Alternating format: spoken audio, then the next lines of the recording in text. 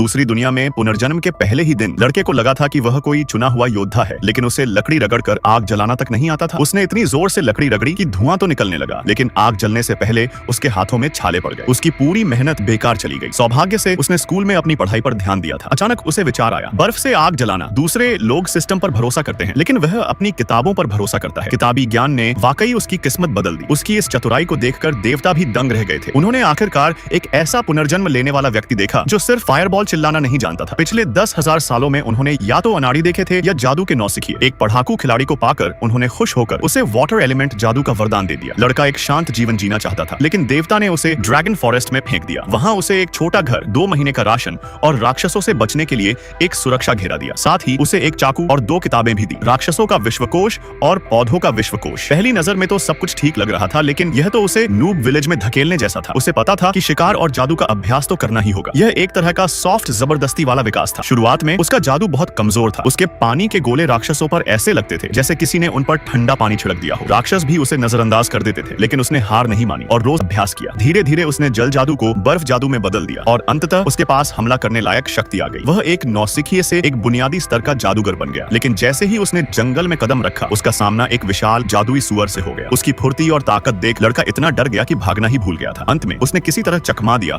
और घबराकर एक बर्फ का भाला चलाया, जिससे सुअर का काम तमाम हो गया। इस जीत के बाद उसका आत्मविश्वास बढ़ गया, लेकिन जंगल के राक्षस एक से बढ़कर एक थे। सुअर को हराते ही एक हत्यारा बाज ने उस पर हमला कर दिया। सौभाग्य से उसने किताबों में पढ़ा था कि यह बाज हवा तत्व का है और अपनी चोंच व पंजों से वार करता है। लड़ाई में वह फिर से घबरा गया क्योंकि बाज बहुत फुर्तीला था। अंत में उसने पानी की ढाल बनाई और बाज उससे टकराकर घायल हो गया। उसे लगा कि वह जीत गया है, लेकिन बाज ने फिर से हमला कर दिया। परिणाम स्वरूप लड़का यहाँ वहां भटकने लगता है और गलती से अपना रास्ता पूरी तरह से खो देता है। वह अचानक एक बिना सिर वाले घुड़सवार और उसके घोड़े से टकरा जाता है, लेकिन घुड़सवार शांत स्वभाव का था। उसने हमला नहीं किया, बल्कि लड़के को तलवारबाजी सिखाने का फैसला किया। लड़का दिन में शिकार करता है और जादू का अभ्यास करता है, और रात में वह उसी बिना सिर वाले घुड़सवार के साथ तलवारबाजी सीखने पहुंच जाता था। उसकी वर्तमान ताकत को देखते हुए उस घुड़सवार से लद्दना सीधे तौर पर एक्सपीरियंस पॉइंट्स घुवाने जैसा था। लेकिन हैरानी की बात यह है कि घुड़सवार ने न केवल उसे नहीं हराया, बल्कि एक प्राइवेट ट्यूटर की तरह उसे प्रशिक्षित किया। अंत में उसने अपनी तलवार भी लड़के को उपहार में दे दी। फिर कुछ समय बाद वही हत्याराबाज जिसने पहले हमला किया था, खुद को विकसित करके बदला लेने वापस आता है। इस बार लड़का पीछे नहीं हटता। उसके पास अब नई तलवार थी। दोनों के बीच कड़ा मुकाबला होता है। बाज उससे काफी बड़ा था, लेकिन लड़के ने भी उसके इस गर्व का सम्मान करते हुए उसे अंतिम वार में हरा दिया। तभी आसमान से अचानक एक विशाल लाल ड्रैगन उतरा, जिसने लड़के को पूरी तरह डरा दिया था। किताबों में लिखा था कि ड्रैगन आसानी से पूरे शहर को तबाह कर सकते हैं और उन्हें देखते ही भाग जाना चाहिए, लेकिन यह ड्रैगन न केवल मुस्कुरा रहा था, बल्कि टेलीपैथी के जरिए बात भी कर रहा था। पता चला